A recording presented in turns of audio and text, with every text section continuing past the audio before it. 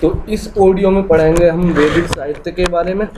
Okay, तो देखिए वैदिक साहित्य को डिवाइड किया गया है हमारा 8 से 9 तकरीबन 10 पार्टों में इसको हम डिवाइड कर सकते हैं वैदिक साहित्य को। पहला वेद, पहला पार्ट है वेद, दूसरा पार्ट है ब्राह्मण, तीसरा आरण्यक, ओके, 4th नंबर पर कहेंगे उपनिषद, 5 नंबर पर वेदांग, 6 नंबर पर षट दर्शन, 7 नंबर पर पुराण, 8वें नंबर पर हम रामायण, और 9वें नंबर पर महाभारत, और 10वें नंबर पर हम स्मृतियों के बारे में स्टडी करेंगे। आप इसको एक बार सीक्वेंस को याद रख लीजिए। पहला नंबर पर पढ़ेंगे हम वेद को, आफ्टर देन दूसरे नंबर पर पढ़ेंगे हम ब्राह्मण को, तीसरे नंबर पर पढ़ेंगे हम आरण्यक को, चौथे नंबर पर पढ़ेंगे उपनिषद को, 5वें नंबर पर पढ़ेंगे वेदांग को, 6ठे नंबर पर पढ़ेंगे हम षट दर्शन को, 7वें नंबर पर पढ़ेंगे पुराण को, 8वें नंबर पर पढ़ेंगे रामायण के बारे में, और 9वें नंबर पर पढ़ेंगे महाभारत के बारे में, और 10वें नंबर पर हम स्मृतियों के बारे में पढ़ेंगे। तो हम पढ़ते हैं पहले वेद। देखिए वेद जो है 4 वेद हैं, ऋग्वेद, यजुर्वेद, सामवेद, अथर्ववेद। ओके, तो पहला वेद, वेद में हमने आपको चारों वेदों के नाम बता दिए। इन चारों की स्टडी हम करेंगे, लेकिन हम जितने भी हमने 10 टाइप बताए हैं सबके बारे में थोड़ा थोड़ा जानकारी दे देते हैं। तो वेद 4 होते हैं, ऋग्वेद, यजुर्वेद, सामवेद, अथर्ववेद। ओके, तो पहले नंबर पर वेद था। वेद के बारे में थोड़ी सी जानकारी यही कि ये 4 तरह के होते हैं, ऋग्वेद, यजुर्वेद, सामवेद और अथर्ववेद। इसके बारे में डीप स्टडी हम करेंगे। 10 ये जितने भी 10 टाइप के हमने आपको साहित्य बताए हैं इनके बारे में हल्की हल्की जानकारी देने के बाद। ओके, अब दूसरे नंबर पर आता है ब्राह्मण। ब्राह्मण देखिए ऋग्वेद जितने भी 4 ऋग्वेद हैं उनके ही ब्राह्मण होते हैं, जितने भी वेद हैं उनके ही ब्राह्मण होते हैं। जैसे ऋग्वेद के 2 ब्राह्मण हैं, कौशितकी और ऐतरेय, ये ऋग्वेद के ब्राह्मण हैं। यजुर्वेद के भी 2 हमारे ब्राह्मण हैं, वो हैं तैत्तिरीय, शतपथ। सामवेद के भी हमारे 2 ब्राह्मण हैं, सामवेद के हमारे 3 ब्राह्मण हैं, षड्विश, तांडव महाब्राह्मण और जैमिनीय। और चौथा जो आखिरी वेद है उसका एक ब्राह्मण है, उसका नाम है गोपथ ब्राह्मण। तो तकरीबन ये 8 ब्राह्मण हैं। पहले ऋग्वेद 8 ब्राह्मण, ऋग्वेद में 2, यजुर्वेद में 2, सामवेद में 3 और अथर्ववेद में 1। ओके, तो ऋग्वेद में कौन कौन से हो जाते हैं? पहले वाले वेद में कौशितकी और ऐतरेय, दूसरे वाले वेद में यजुर्वेद में कौन कौन से हो जाते हैं? तैत्तिरीय और शतपथ। तीसरे वाले यानी सामवेद में षड्विश, तांडव महाब्राह्मण और जैमिनीय, और लास्ट वाले में गोपथ हमारा हो जाता है। ओके, अब तीसरे नंबर पर आता है हमारा आरण्यक या वन पुस्तकें। तो यह मुख्यतः जंगलों में रहने वाले सन्यासियों और छात्रों के लिए लिखी गई थी, आरण्यक या फिर वन पुस्तकें। अब चौथे नंबर पर आता है उपनिषद। उपनिषद का एक और नाम है, वो है वेदांत। ओके, वेदांत उपनिषद को कहते हैं। कुल उपनिषद जो हैं वो 108 हैं। ओके, 5वें नंबर पर आता है वेदांग। देखिए चौथे नंबर पर जो था उपनिषद उसे वेदांत भी कहते हैं। वेदांत अलग है और वेदांग अलग है। वेदांत ओके अलग चीज़ है और वेदांग अलग चीज़ है, वो हम पढ़ लेंगे जब हम स्टडी करेंगे डिटेल में। ओके, अब 5वें नंबर पर वेदांग आता है। कुल जो वेदांग हैं, वेद के अंग, वेदांग का क्या मतलब है, वेद के अंग, वो कुल 6 हैं। शिक्षा, कल्प, व्याकरण, निरुक्त, छंद और ज्योतिष, कुल मिला के 6 हमारे वेदांग हैं। आपको ये ध्यान में रखने होंगे। शिक्षा, कल्प, व्याकरण, निरुक्त, छंद और ज्योतिष। जो अब आता है षट दर्शन, ये भी 6 हैं। शाक्य, योग, वैशेषिक, न्याय, पूर्ण मीमांसा, उत्तर मीमांसा। तो षट दर्शन भी 6 हैं। शाक्य, योग, वैशेषिक, न्याय, पूर्ण मीमांसा, उत्तर मीमांसा। अब पुराण, कुल जो पुराण हैं उनकी संख्या 18 है पुराण, लेकिन जो इम्पोर्टेंट हैं वह हैं मत्स्य पुराण, विष्णु पुराण, नारद पुराण, ब्राह्मण पुराण, भागवत पुराण और वामन पुराण। तो ये मत्स्य, विष्णु, नारद, ब्राह्मण, भागवत और वामन, ये कुल जो इम्पोर्टेंट हैं पुराण वो हैं। कुल पुराणों की संख्या 18 है। रामायण महाभारत के बारे में आप बेसिक जानते ही हैं। अब बात करते हैं आखिरी, जो है एक स्मृतियाँ। स्मृतियाँ हमारी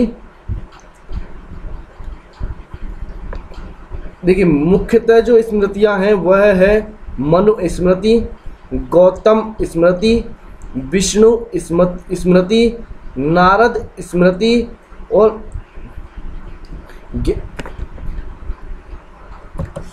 याज्ञवल्क्य स्मृति। ओके, तो अब हमने जितने भी 10 में ये डिवाइड किया था वैदिक साहित्य को, अब हम डिटेल में पढ़ेंगे 1 बाई 1। तो सबसे पहले पढ़ेंगे हम वेद को डिटेल में। तो देखिए, वेद हमने आपको बता दिए 4 तरह के वेद होते हैं। वेद या श्रुति या देवी ज्ञान या अपौरुष, इनके कुछ अलग अलग नाम हैं। वेद को श्रुति भी कहते हैं, वेद को देवी ज्ञान भी कहते हैं, वेद को अपौरुष भी कहते हैं। तो देखिए, जो पहले 3 वेद हैं, ऋग्वेद, यजुर्वेद, सामवेद, उनको त्रयी या वेद त्रयी भी कहते हैं। पहले जो वेद हैं 3, उनको त्रयी या वेद त्रयी कहते हैं। जो आखिरी वाला है अथर्ववेद, वो त्रयी या वेद त्रयी में शामिल नहीं है। ओके, तो प्रथम 3 वेदों को संयुक्त रूप से त्रयी कहा जाता है। वेदों के संकलनकर्ता कृष्ण द्वैपायन, जिन्हें वेद व्यास भी कहते हैं। तो कृष्ण द्वैपायन यानी कि वेद व्यास वेदों के संकलन करता है। ओके, ये क्वेश्चन पूछ लिया जाता है कि वेदों के संकलन करता कौन है। तो वेदों के संकलन करता हैं वेद व्यास। प्रत्येक वेद को संहिताओं में विभाजित किया गया है। प्रत्येक वेद को संहिताओं में विभाजित किया गया है। ओके, तो सबसे पहले पढ़ लेते हैं ऋग्वेद के बारे में। ऋग्वेद यानी पहला जो वेद है उसका नाम है ऋग्वेद। विश्व का प्राचीनतम धार्मिक पुस्तक है। ये विश्व की सबसे प्राचीनतम धार्मिक पुस्तक है। ऋग्वेद में 10 मंडल हैं, 1028 श्लोक हैं और 10,600 मंत्र हैं। ओके, यानी कि ऋग्वेद जो पहले वाला है उसमें मंडल कितने हैं 10, श्लोक कितने हैं? 1028। और मंत्र कितने हैं? 10,600 मंत्र हैं, जिसे ऋचाएं भी कहा जाता है। ओके, 2 से 10 मंडल हैं, जिसमें 2 से 7वें मंडल तक के मंडल को गोत्र मंडल, वंश, 8वें मंडल को हस्तलिखित मंडल भी कहते हैं। 10 देखिए, 2 से लेके 7वें मंडल तक के मंडल को गोत्र मंडल कहते हैं, यानी 2 से लेके 7 तक के जो मंडल है उसे गोत्र मंडल कहते हैं। 8वें मंडल को हस्तलिखित मंडल कहते हैं। ओके, ये तो होगी मंडलों के वाले, मंडलों का जो ऋग्वेद है उनके मंडलों के बारे में बेसिक जानकारी। 2 से लेके 7 तक के मंडल को गोत्र मंडल और 8वें मंडल को हस्तलिखित मंडल कहते हैं। अब इसमें 1028 सूक्त हैं। ओके, 1028 श्लोक हैं, जिनमें से 1017 तो सूक्त हैं और 11 बलाखिल्य हैं। ओके, 1028 जो श्लोक हैं उनमें से 1017 सूक्त हैं और 11 क्या है हमारे? बलाखिल्य हैं। ओके, तो 11 तो हमारे बलाखिल्य हो जाते हैं, 1017 हमारे सूक्त हो जाते हैं, तो कुल मिला के हमारे 1028 क्या हो जाते हैं? श्लोक हो जाते हैं। ओके, अब जो ये हो गया ऋग्वेद के बारे में, जो क्या क्या इनमें है, मंडल कितने हैं, श्लोक कितने हैं, श्लोक में श्लोक हैं तो उनमें सूक्त कितने हैं, बलाखिल्य कितने हैं, ओके, मंत्र कितने हैं। अब बात आती है कि ऋग्वेद पाठ करने वाले ब्राह्मण को क्या कहा जाता है। तो ऋग्वेद जो कि है पहला वेद, उसके पाठ करने वाले ब्राह्मण को होत्र या हाता कहा जाता है। ओके, ऋग्वेद पाठ करने वाले ब्राह्मण को क्या कहा जाता है? होत्र या हाता। कहा जाता है कि 10वां मंडल, जो 10वां मंडल है, 10 मंडल हैं ऋग्वेद में, जो 10वां मंडल है इसमें बाद में जोड़ा गया क्योंकि इसकी भाषा प्रारंभिक 9 मंडलों से भिन्न है। 10वें मंडल में प्रसिद्ध पुरुष सूक्त है, जो पुरुष सूक्त है वो 10वें मंडल में है, और ये कहा जाता है कि ये जो मंडल है ये बाद में जोड़ा गया है क्योंकि इसकी भाषा जो बाकी के जो 9 मंडल हैं उनकी भाषा से अलग है। ओके, अब ये पुरुष सूक्त क्या होता है? पुरुष सूक्त वो होता है जिसमें ये बताया गया है कि ब्रह्मा के मुंह से ब्राह्मण, भुजाओं से क्षत्रिय, जघाओं से वैश्य और पैरों से शूद्रों की उत्पत्ति हुई है। ये 10वें मंडल के ऋग्वेद में बताया गया है और इसके बारे में यह कहा गया है कि ये बाद में जोड़ा गया है। मुंह से ब्राह्मण, भुजाओं से क्षत्रिय, जांघों से वैश्य और पैरों से शूद्र की उत्पत्ति होने वाली बात ऋग्वेद के मंडल नंबर 10 से हमें प्राप्त होती है। ओके, अब एक क्वेश्चन और इम्पोर्टेंट है, वो है गायत्री मंत्र। गायत्री मंत्र इसके 3रे मंडल से लिया गया है। ओके, जो गायत्री मंत्र है वो ऋग्वेद के 3रे मंडल से लिया गया है। यह मंत्र जो गायत्री मंत्र है सावित्र देव यानी कि सूर्य की स्तुति में है। जो गायत्री मंत्र है ये सूर्य की स्तुति में है। नवा मंडल सोम को समर्पित है। देखिए, नवा मंडल सोम को समर्पित है। 3रा मंडल गायत्री मंत्र है जिसमें सूर्य की स्तुति की गई है। 10वां मंडल पुरुष सूक्त है जिसमें मनुष्य के उत्पत्ति की बात कही गई है 10वें सूत्र में। ओके, आठवां जो सूत्र है उसे, आठवां जो मंडल है उसे कहा गया हस्तलिखित, और 2 से लेकर 7 तक के जो मंडल हैं उन्हें कहा गया है गोत्र मंडल। ओके, तो पहला जो ऋग्वेद है उसके बारे में यही बेसिक जानकारी है। अब बात आती है यजुर्वेद की। तो देखिए, यजुर्वेद जो दूसरे नंबर का वेद है, कर्मकांड प्रधान ग्रंथ। यजुर्वेद जो है वो कर्मकांड प्रधान है। कर्मकांड जितने भी हैं वो दूसरे यजुर्वेद में ही लिखे गए हैं। ओके, यजुर्वेद को पाठ करने वाले ब्राह्मण को क्या कहा जाता है? तो यजुर्वेद को पाठ करने वाले ब्राह्मण को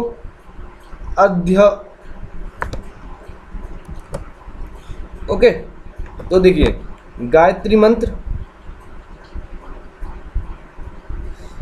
ओके, तो ये हमने पढ़ लिया। प्रसिद्ध जो पुरुष सूक्त है वो कहाँ से लिया गया है? वो 10वें मंडल से लिया गया है। अब बात करते हैं गायत्री मंत्र की। तो गायत्री मंत्र 3रे मंडल से लिया गया है ऋग्वेद के। ओके, और ये सावित्र देव यानी सूर्य की स्तुति में गाया जाता है। नवा मंडल सोम को समर्पित है। ओके, अब बात करते हैं यजुर्वेद की। तो यजुर्वेद जो है वो कर्मकांड प्रधान ग्रंथ है। कर्मकांड के बारे में जितने भी कर्मकांड हैं उसको यजुर्वेद में ही बताया गया है। और यजुर्वेद के करने वाले ब्राह्मण को क्या कहा जाता है? अधर्व्यू कहा जाता है। अधर्व्यू कहा जाता है यजुर्वेद के पाठ को करने वाले को। और ऋग्वेद के पाठ के करने वाले को क्या कहा जाता है? होत्र या हाता। अब यजुर्वेद को 2 भागों में बांटा गया है, कृष्ण यजुर्वेद और शुक्ल यजुर्वेद। कृष्ण यजुर्वेद जो है वो गंध में गाया गया है, शुक्ल यजुर्वेद जो है वो पद्य में गाया गया है। ओके, यजुर्वेद एकमात्र वेद है जो गद्य और पद्य दोनों में रचा गया है। काफ़ी इम्पोर्टेंट क्वेश्चन है और बार बार कंपटीशन में पूछा जाता है कि वो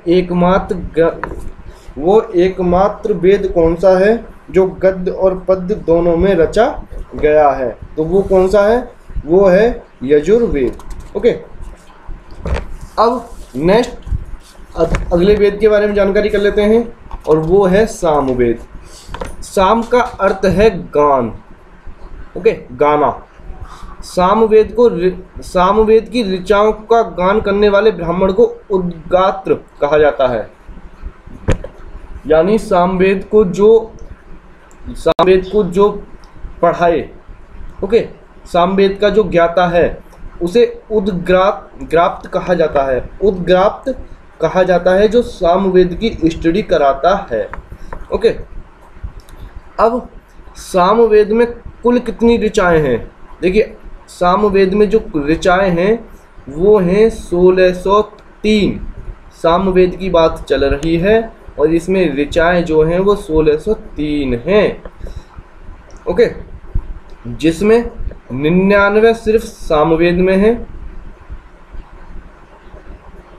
ओके, और 1504 को ऋग्वेद से लिया गया है। सामवेद में जो 99 तो सिर्फ सामवेद में है और 1504 को हमें कहाँ से लिया है? ऋग्वेद से लिया गया है। यानी पहले वाले वेद से हमने 1504 ली हैं। ओके, और 99 हमने इसमें नई लिखी हैं सामवेद में। तो 1603 इसमें ऋचाएं हैं। अच्छा, ऋग्वेद में कितनी ऋचाएं हैं टोटल? 1504 तो हमने ले ली ऋग्वेद से सामवेद में। अब ऋग्वेद में कितनी है? तो ऋग्वेद में है हमारी 10,600। हमने थोड़ी देर पहले आपको बता भी दी थी। ओके, वेदों में सामवेद को भारतीय संगीत का जनक माना जाता है। सामवेद से ही सर्वप्रथम 7 स्वरों की जानकारी प्राप्त होती है। ओके, तो सामवेद जो है वो भारतीय संगीत का जनक कहा जा सकता है। ओके, काफ़ी इंपॉर्टेंट क्वेश्चन है ये भी और बार बार एग्जामों में पूछा जाता है। Question number 4, Atharvaveda. यह पूर्वोक्त तीनों वेदों में से भिन्न और अंतिम वेद है। ये तीनों वेदों से अलग है और अंतिम वेद है। इसमें जन साधारण के लोकप्रिय विश्वासों और अंधविश्वासों का वर्णन है। जितने भी जन साधारण की लोकप्रिय धारणाएं हैं, विश्वास हैं, अंधविश्वास हैं, वो सब अथर्ववेद में ही अंकित हैं। ओके, अथर्ववेद 20 कांडों में डिवाइड है। ओके, और इसमें 711 सूक्त हैं और 6000 श्लोक हैं। ओके, तो अथर्ववेद में कितने कांड हैं? 20 कांड हैं, 711 सूक्त हैं और 6000 श्लोक हैं। ओके, तो 20 कांड, 711 सूक्त और 6000 श्लोक हैं। इसकी अधिकांश ऋचाएं दुरात्मा और प्रेतात्माओं से मुक्ति का मार्ग बताती हैं। इसकी अधिकांश ऋचाएं दुरात्माओं और प्रेतात्माओं से मुक्ति का मार्ग बताती हैं। किसकी? अथर्ववेद की। ओके, अब वेदों के उपवेद और उनके रचनाकार। वेदों के उपवेद कौन से हैं और उन उपवेदों के रचनाकार कौन हैं? ऋग्वेद। ओके, तो उनका जो उपवेद है, ऋग्वेद का जो उपवेद है वो है आयुर्वेद। यजुर्वेद का जो उपवेद है वो है धनुर्वेद। सामवेद का जो उपवेद है वो गांधर्ववेद। और अथर्ववेद का जो उपवेद है वो है शिल्पवेद। ओके, तो ऋग्वेद का पहले वाले का जो उपवेद है उसे क्या कहते हैं? आयुर्वेद। ओके, तो यजुर्वेद का उपवेद आयुर्वेद है। आयुर्वेद की रचना धन्वंतरि ने की है। ओके, और ये चिकित्सा शास्त्र से संबंधित है। तो पहले वाला वेद क्या है? यजुर्वेद। यजुर्वेद का उपवेद क्या है? आयुर्वेद। आयुर्वेद की रचना किसने की है? धन्वंतरि ने, और ये चिकित्सा से संबंधित है। दूसरा है यजुर्वेद। यजुर्वेद से है संबंधित उपवेद कौन सा है? धनुर्वेद। धनुर्वेद की रचना किसने की है? विश्वामित्र ने। ये युद्ध कला से संबंधित है। धनुर्वेद। दूसरे वाला जो वेद है यजुर्वेद, उसका उपवेद है धनुर्वेद। उसकी स्थापना की है विश्वामित्र ने और ये युद्ध कला से संबंधित है।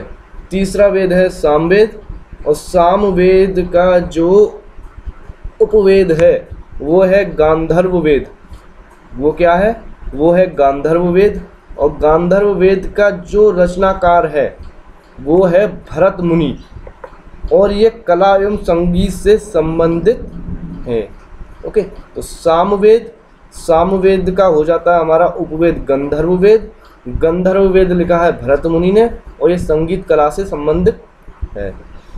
अब अथर्ववेद का उपवेद है शिल्पवेद, और शिल्पवेद लिखा है विश्वकर्मा ने। ओके, क्योंकि विश्वकर्मा को ही शिल्पकार माना जाता है, तो ये शिल्प वेद है ये किसने लिखा है? ये लिखा है विश्वकर्मा ने।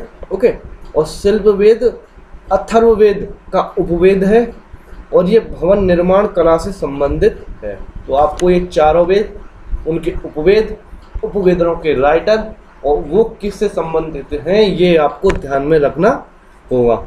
एक बार और रिवाइज करा देता हूँ। ऋग्वेद के उपवेद है आयुर्वेद। आयुर्वेद के रचयिता हैं धन्वंतरि, और ये हैं चिकित्सा शास्त्र से संबंधित। दूसरा वेद है यजुर्वेद। यजुर्वेद का उपवेद है धनुर्वेद। धनुर्वेद के रचयिता हैं विश्वामित्र, और ये है युद्ध कला से संबंधित। तीसरा है सामवेद।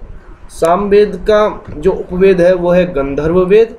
गंधर्ववेद के जो रचयिता हैं वो हैं भरत मुनि, और ये कला एवं संगीत से संबंधित है। चौथा है अथर्ववेद। अथर्ववेद से संबंधित है शिल्पवेद।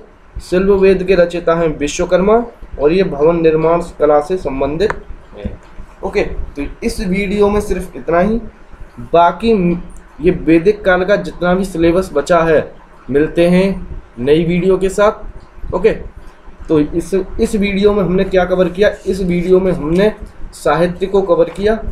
हमने आपको बताया कि जो वैदिक काल साहित्य है ये हम इनको 10 पार्ट में डिवाइड करते हैं।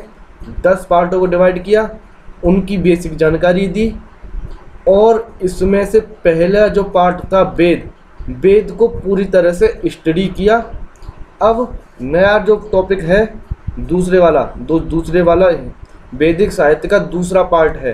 पहला पार्ट वेद तो हमने पढ़ लिया, अब दूसरा जो पार्ट है उसको पढ़ेंगे हम नेक्स्ट वीडियो में। ओके, तो दूसरा पार्ट है ब्राह्मण।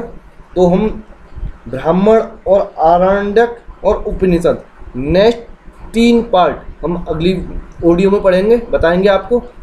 ओके, तो मिलते हैं नेक्स्ट ऑडियो में। आप इस ऑडियो को सोते वक्त देखा करें, जिससे आपको टाइम भी की कोई ज़्यादा ज़रूरत ना पड़े। ओके, तो मिलते हैं नेक्स्ट ऑडियो में। Thank you.